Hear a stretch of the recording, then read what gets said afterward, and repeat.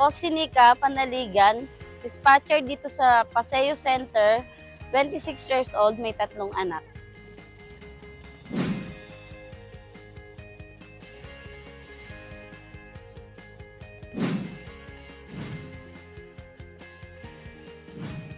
Nine AM po, tapos mga nag-aasikaso na po ng 12 o'clock, tapos kailangan before 4 nandito na po. Bilang dispatcher, nagpapapila po kami, nagpapasakay pag may UV. Nagwi-wait na po ng van po, naniningil, ganun lang po. Bago mag-pandemic, 4 years, then nung nag-pandemic ulit, last July lang po ulit nag-umpisa.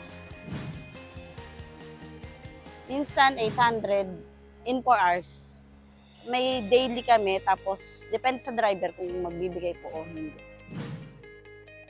Bilang dispatcher, ginugugol naming oras is 4 hours or 3.5.